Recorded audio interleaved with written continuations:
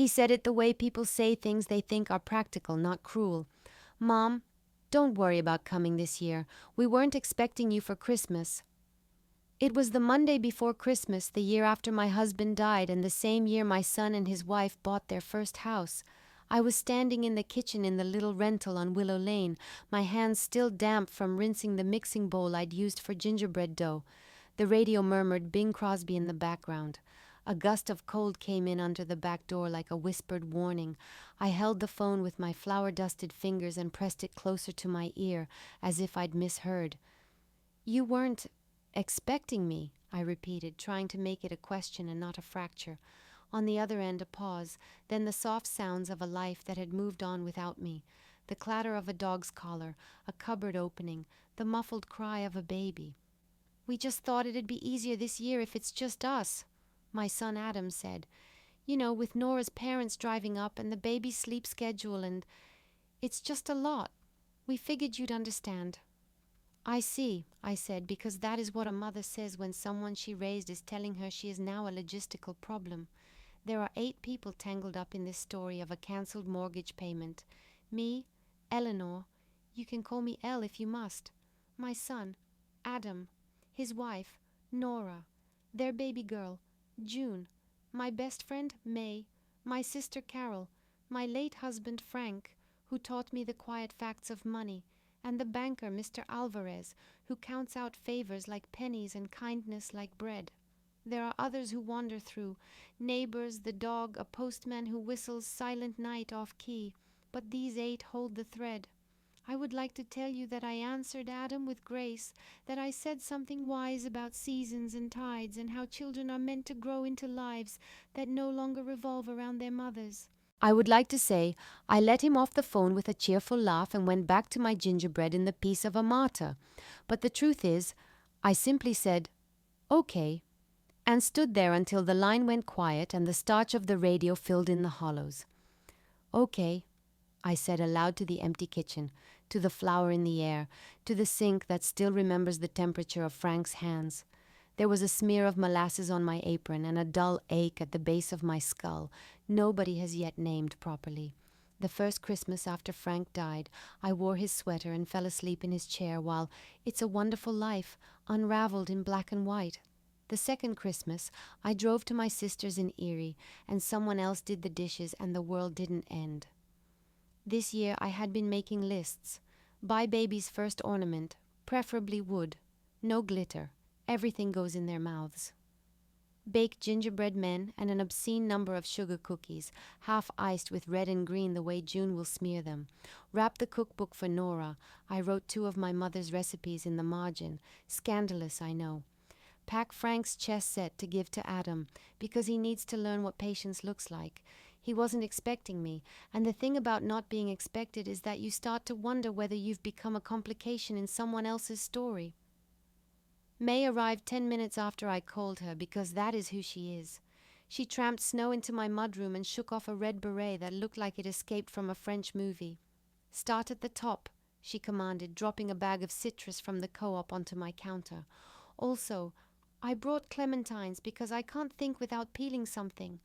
I told her what Adam had said, using his exact words because they were thorns, and I wanted her to see the punctures. She listened while her fingers slid under orange skin and released that sharp, bright scent that makes winter feel like a choice. "Did you tell him how that made you feel?" she asked. "I told him okay," I said. May tisked, which is an old woman noise we learned in our 30s. "You took Frank's sweater to Goodwill, but you kept that okay." "My God, Ellie." I picked up a cookie cutter shaped like a star and set it down again. "They have a baby. They're trying to make their own traditions. Nora's parents will be there. I don't want to be the mother-in-law who demands." "You also don't want to be a ghost," May said, and her voice softened. "What did Frank always say about money?" "That it's just language for time," I said, the answer so immediate it tripped out. "You only borrow from one to pay the other." "Right. And what did he teach you about people?" "That you can't buy your way into their hearts. You earn it with coffee at 6 a.m. and changing light bulbs and showing up when it's inconvenient." May nodded.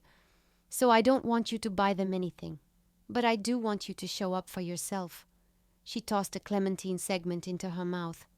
And you know what else Frank used to say? That a budget is a map of your values. Which is how I ended up 2 hours later with my checkbook open on the kitchen table and the mortgage bill that had come last week lying on top of it like a dare. After Frank died, I downsized to a 2-bedroom rental because the house on Maple with the hydrangeas felt like a costume I couldn't fill without him. We had 36 years in that place. I left behind a pencil mark on the laundry room door where Adam's height had been recorded in yearly notches, and 3 pots of lavender on the porch that I hope the new owners know to cut back in spring. The mortgage on this rental isn't technically a mortgage in the old sense. It's the automatic payment to Coastal Trust that keeps my name, and this porch and the attic where I keep a box of letters in a kind of truce. Frank and I had prepaid the first year out of the life insurance because the idea of a roof seems easier to manage if it's not also a monthly worry. Then I put it on auto the second year because worrying is my religion. This is not about money, May said, watching me with her chin in her hand. I know, I said. I wrote the date in the register and copied the amount onto a memo line, and then I did something I have never done. I called Coastal Trust. Coastal Trust, this is Selina. How can I help you? The voice was the particular brightness of someone who tucks their own tired under neat lines. Yes, hello. I'm calling about the automatic payment on my mortgage. I'd like to cancel this month's payment, I said. The words climbed out of me like a deer emerging from the tree line. A pause. Keys clicking. I can help you with that, she said. Can I have your account number? I read it to her. My hand rested on May's citrus pile, as if it might steady me. Okay, Miss Carson, I see your account. You're current and you've never missed a payment, Selina said. May I ask the reason for cancelling the automatic payment this month? She asked it because forms demand explanations, because computers love to file our why with our what. My son said he wasn't expecting me for Christmas, I said before I could think of anything less melodramatic. Silence bloomed on the line. Somewhere on her side someone laughed, elsewhere, not unkindly. I'm sorry, she said finally. Would you like to stop the automatic withdrawal for the month and pay manually by check later, or are you asking to defer? I'm asking to cancel, I said. Frank would be howling. Cancellation is a word he used for magazine subscriptions and his weed whacker service in 1998, not for the ground your bed sits on. I am choosing to keep my money this month and spend it on myself in a way that matters. I could feel May watching me the way one watches a tightrope walker. I understand, Selina said, and to her credit, she sounded like she might. I can stop the automatic payment for this month, but please remember that a payment will still be due. If you make no payment at all, there will be a late fee after 15 days and a report after 30. Is this a hardship situation? We have options. I have options, I said, and for the first time since Frank died, I believed the verb belonged to me. I will come into the branch tomorrow to speak to someone about it. Of course, Miss Carson, she said. We're open until 4. Can I schedule you with Mr. Alvarez? He specializes in mortgage options for seniors. Please do, I said, and hung up. May exhaled the way people do when planes land. What are you going to do? She asked. I'm going to buy a train ticket to Boston, I said. Boston was where Adam and Nora had moved to raise June under a skyline that always made me think of books. And a hotel room near their house. I'm going to be in the same city as my granddaughter on Christmas, even if I'm only walking past their windows at night, even if I'm not invited inside. You're insane, May said, which in our language means brave. I'll feed your cat. His name is Ringo, I said, because May pretends to forget when she's making a point. And I'm going to see Mr. Alvarez in the morning. The next day, the branch smelled like coffee and copier toner. Mr. Alvarez had grey hair and eyebrows that would not be tamed and a tie with candy canes on it. He shook my hand with both of his, which is a thing my father used to do, and sat down across from me with a pad of paper. How can I help, Miss Carson? He asked, and I told him. The death, the downsizing, the mortgage, the son who asked me not to come, the sentence that grew and grew until it swallowed me whole. He listened like some men are trained to by mothers who tell them to learn to be a ditch for everyone else's floods. "So here's what we can do," he said when I was finished. "You can stop the automatic payment. You can pay a partial. You can incur a late fee this one time. It'll be $78 if paid within the month. It will ding your credit minimally, but your credit seems robust. We could roll the missed payment to the end of the loan, depending on the terms, and you can pay it then. If you're asking me whether the sky will fall if you don't pay on the day you usually do, the answer is no. If you're asking me whether I think it's wise, I will tell you what my grandmother told me. Money is a fence, not a friend. It keeps things in and out, but it never warms you in winter." I laughed, a little strangled sound. "My husband said it was just language for time," I said. "And I would like to spend my time on a train to Boston instead of giving the bank my predictable, tidy obedience this month." He made a humming sound that meant he could see Frank, a man he had never met. "We have a program for temporarily paused payments for good-standing customers," he said, switching back to his other language. "I can file it as a holiday hardship. There will be a line in a computer somewhere that says 2023 had a December, and you were human in it." I signed the thing that said I was human in December. He stamped something with a satisfying thunk. He printed out a paper for me to tuck into my purse, and with that I went home and packed my suitcase. The 8 of us who make up the heart of this story have 2 additional characters to thank for what happened next: Amtrak and the New England weather. The train was delayed by 2 hours, which gave me time to have an overpriced sandwich in the station and watch a man propose to his girlfriend under a digital sign for trains to Providence. The weather decided to behave like a postcard: snow in curtain flakes outside the window, glittering against streetlights in Worcester like a blessing. May texted me pictures of Ringo sitting on my gingerbread cooling racks like a king surveying a conquered land. Carol, my sister, called to say that if I had told her, she would have driven me herself. I told her she likes to scold when she thinks she's loving, and that I preferred the train's uncritical velocity. She informed me she was sending me the number of her friend's son who lived in Cambridge and could help if I needed anything. I promised to put the number in my wallet and lose it only after I felt safe. In Boston, I used money that was supposed to be a mortgage payment to sleep in a hotel that gave me slippers at check-in and put a chocolate on my pillow. If Frank had been there, he would have wrapped the slippers in tissue and put them in his drawer because he was someone who saved things until the right day, whereas I took mine out and put them on. The chocolate I ate immediately. I sent Nora a message that said, "In Boston to see the lights and hear the accent. Staying at the Paxton on Maple from the 22nd to the 26th. I brought June's gift. No expectation to see you if that complicates your plans. I will leave it at your door if not. Love, L." She read it and did not reply. I could see that because of the dots that do not believe in privacy. The first night I walked by their house. It's one of those newish townhomes squeezed into a street that pretends it was always meant to hold that many lives. There were 2 wreaths in their windows and a paper cutout of a menorah in the neighbors. The glow from their living room was the warmth of a loaf just out of the oven.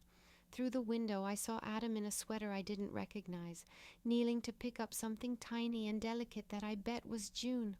The dog, a Labrador named Monty, leapt over the sofa and knocked into a lamp, and Nora laughed, and the whole block heard the laugh like it was a bell someone had paid to ring. I stood on the sidewalk and practiced gratitude for a life that was whole enough not to need me. Then I cried all the way back to the hotel because that is also a form of gratitude, if you consider that grief's other name is love. On the morning of the 24th, I went to the Paxton's lobby because the Wi-Fi in my room had decided it needed to reflect on its choices and had left me.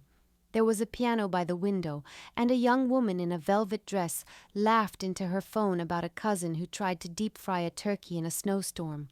A man in a suit came in from outside with roses and the cold still clinging to them. Mr. Alvarez had been right.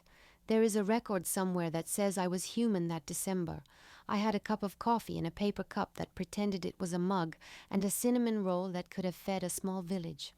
I thought about calling Adam, about offering up some olive branch that was more like an extension ladder, but the part of me that liked to make dramatic gestures felt quiet, as if she'd been sent to her room to consider her choices. Instead, I texted May a picture of the cinnamon roll and got back a picture of Ringo on top of my suitcase, shedding a Christmas sweater I had put on him once and never again. "You are a menace," I told him through the glass. "Mom?" Adam's name popped up on my screen with the kind of suddenness that makes you drop whatever you can afford not to hold. "Are you in Boston?" I looked at the part of me that wanted to lie and told her to go bake cookies. "Yes," I typed. "I sent Nora a message. I'll leave June's gift on the porch." "Why didn't you tell me?" he wrote back, which made me want to go to a courtroom and ask for a ruling on the admissibility of my feelings. "Because you told me not to come," I typed. Then I erased it, because sometimes holding the bowl of your anger instead of pouring it onto someone else's head is an act of service. "Because you said you weren't expecting me," I typed instead. But I had already bought the gingerbread cutters in the shape of cabooses, and I was curious how the snow looks on your street. He answered with nothing. I watched the dots after a minute, then they stopped, then started, then stopped again like a car behind a nervous driver at a four-way stop. "Where are you staying?" he asked finally. "The Paxton, on Maple." "Okay," he typed. "Okay. Can you come by at noon? Quick, while June naps." I thought about saying no, because revenge can sometimes masquerade as dignity. Then I remembered the way he turned the chessboard after every game, even when he lost. No, especially when he lost, and said again, with his mouth full of resolve. "Yes," I typed. "Noon." At 11:57 I stood on his porch with a bag that held a wooden rattle in the shape of a fox and a board book about a bear who eats pies and a sweater I knit with the wrong needles that made the stitches slightly too tight, which is a thing Nora would notice and politely not mention. At 11:58 the door opened and Monty came out like there had been a grammar alarm and only he could fix it. At 11:59 I stood in their living room, the smell of their life punching me in the kneecaps with its everyday glory. The house was both like and unlike the ones I'd built for my life. There was a rug in the living room that looked hand-woven by a person who says things about process. There were co-op bags in the kitchen next to a carton of generic cereal, because it turns out lives cannot be curated easily. There were baby bottles drying on a rack that would have delighted Frank with its logic, and there were crayons on the floor in a language June could not yet speak but already understood. Nora came down the stairs with June on her hip, blinking that way a mother does when she slept, but not the kind that ends dreams. She was in a sweater that looked like the one on the cover of a catalogue for a life where all the mugs match. "Hi, Elle," she said, and she said it with effort and awkward grace. "I got your message. I'm sorry I didn't. This week there was... Hi." "Hi," I said. "You have a lovely home. The light in here would make a ghost feel welcome." She smiled and it came out bent. "Do you want coffee?" I would nod my head off for coffee, I said, because language is how I thank the people I'm trying not to cry on. June was the kind of baby that made the world tilt toward her. She had blue eyes the color of day-old snow and a laugh that sounded like it had a small bell inside it. She reached for my glasses and pawed my scarf like it had done her wrong. "Hi," I told her. "I have known you since you were a heartbeat. You can borrow my nose for a minute. I won't miss it." Nora found the good cups without the automatic company logos and poured coffee into them with hands I could see had learned to hold so many different weights. We did the dance mothers and daughters-in-law do when the music is not the one they practiced. We tried not to step on each other's toes. "I'm sorry about the message," Nora said, handing me a mug. "You mean the one where you said you weren't expecting me?" I said, and then I felt the good angel on my right lift her eyebrow. "I'm sorry, too, for showing up anyway." "I didn't mean it like," she said, and then she stopped and exhaled. "Yes, I did. I meant it exactly like that. I was afraid." "Of me?" I said, because one thing Frank taught me was that the right question can open a window in a house with no doors. "Of not being able to make our own thing," she said. "Of disappointing you, of making it look like we're step-stooling up on your shoulders." "You are standing on every part of me," I said. That is how this works. I stood on my mother until she told me to get off because I was blocking the view." We both laughed, and it didn't sound like a bell exactly, but it sounded like the metal inside one warming. Adam came into the room like someone had turned him on. He hugged me with that quick, full-bodied hug that has always felt to me like a boy checking if the tree would still be there tomorrow. "Hi, Mom," he said into my hair. "You're here." "I'm here," I said. We stood there for a moment with his chin on top of my head, and I thought about all the times I had counted to 100 while he hid behind the curtain because he insisted he could become invisible if only I would believe. We sat. They asked why I was in Boston, and I told them the truth stripped of all theatrics, because my house felt far away from the only life left that shares my blood, and because the money I spend this month belongs to the old woman I am trying to become, not the bank. I did not tell them about Selena or Mr. Alvarez or the candy canes on his tie. I told them I brought gingerbread dough in a cooler and could roll it out on a counter if anyone wanted a messy afternoon. Nora put June down for her nap in a room that smelled like powder and something that broke my heart a little bit. Adam stood at the window and watched an old man shovel the sidewalk. "I didn't mean for it to sound like I didn't want you," he said. "It did," I said, "because being a mother sometimes means carrying honesty on your back up a hill." "I wanted something smaller," he said. "I wanted to get through a holiday without the grief being louder than the baby." "It's always loud," I said. "Grief doesn't modulate, darling. It's a guitar plugged into an amp with no volume control." He laughed, then covered his mouth as if he'd broken a rule. "I didn't know if I could bear to see you in Dad's sweater again," he said. "That's what I saw last Christmas, you in that sweater. I felt like you were going to disappear inside it."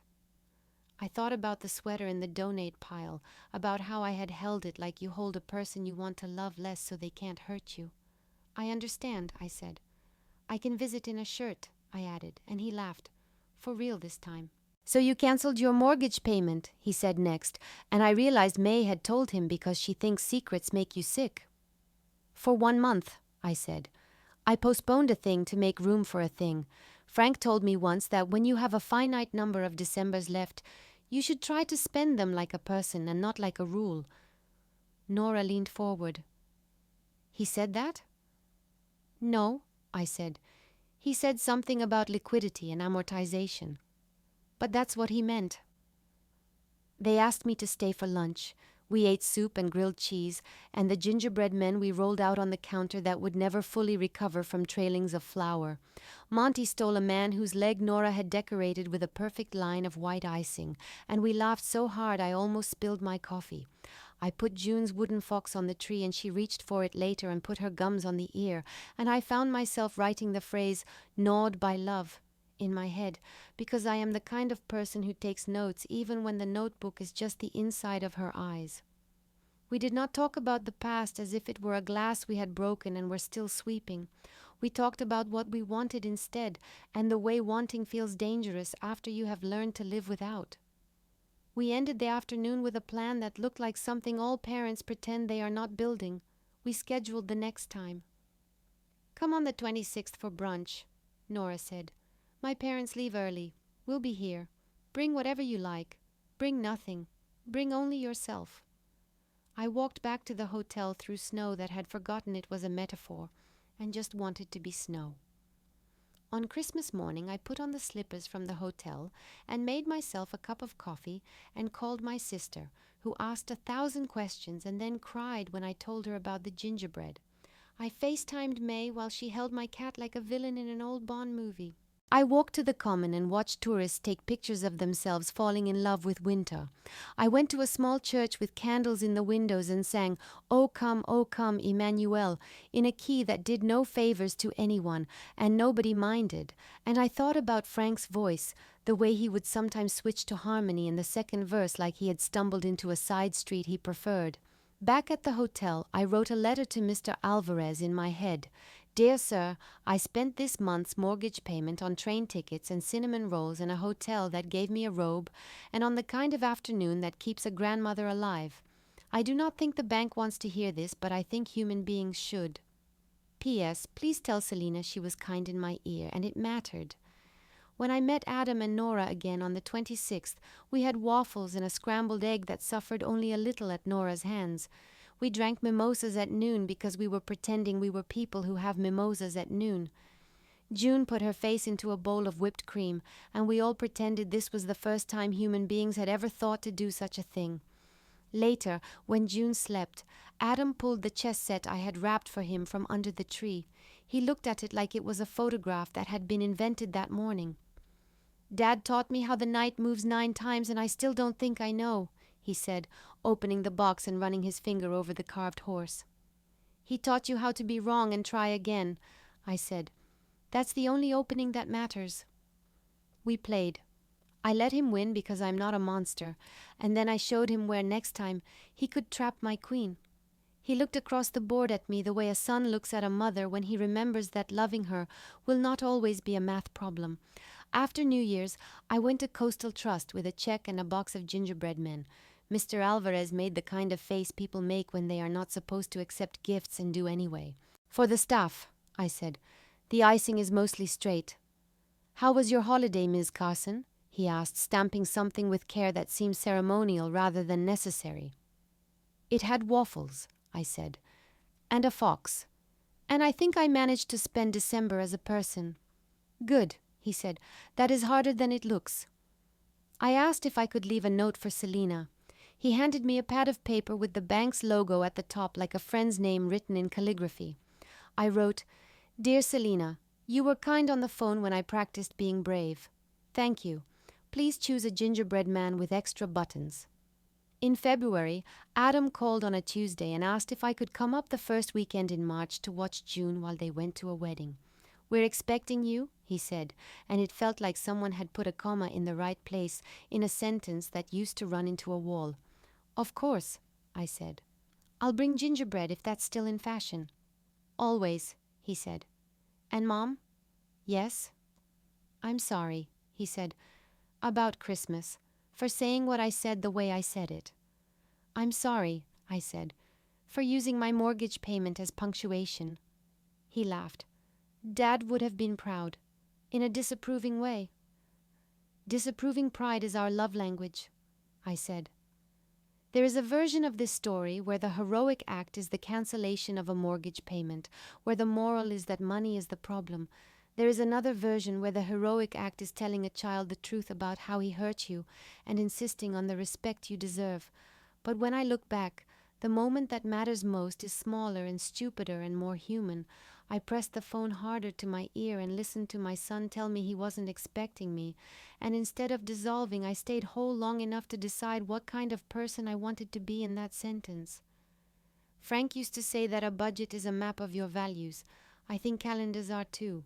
This year, mine has a circle around December with a note in my handwriting. Be human. It's not elegant. It's not even always legible, but it's enough to get me to the next station. Here is what the 8 of us did with the rest of the year, because stories are not presents you open once and then forget. May took a pottery class and made me a mug that looks like it's been through something and came out with a better handle. She started saying no to things that sounded like chores and yes to things that sounded like cello. Carol booked a trip to see the Northern Lights with a high school friend she had not spoken to in 30 years. She sent me a photo of the sky looking like silk and said, "It was cold, and it hurt, and I am still glowing." Nora told me in April that she is pregnant again, and I practiced the fine art of not offering advice that did not come wrapped as a question. She learned to make scrambled eggs that respect the egg. Adam signed them up for a parent-child swimming class, and when June screamed the first time her belly touched the water, he did not apologize. He stayed. He told me later he had thought about the chessboard, about how the knight moves in an L, and sometimes the solution is not forward but sideways. Mr. Alvarez retired in June, and the branch wrote him a cake with candy canes in June that made everyone laugh so hard the manager snorted. Selina got promoted and now trains new hires in how to answer the phone as if the person on the other end might be at the edge of something. Monty learned to sit when someone sings the Jeopardy theme. We do not know how to stop this behavior, and we have no intention to. And me? I paid my mortgage in January early because finance can be love too. I planted lavender in a box outside my rental and cut it back in spring because some habits followed me from maple like good dogs. I kept the receipt for the hotel in December pinned to the corkboard in my kitchen as a reminder that I am the kind of person who sometimes chooses a cinnamon roll over a late fee. I kept the slippers until they fell apart. At Christmas again, Adam called in November. "We're expecting you," he said, and when I arrived, there was a gingerbread man on the tree with a tiny pair of candy cane buttons sewn into his chest. "This one's you," June said, smacking it with her palm. I hung my coat on a hook that wasn't there last year, and when I looked up, my son was watching me watch the coat.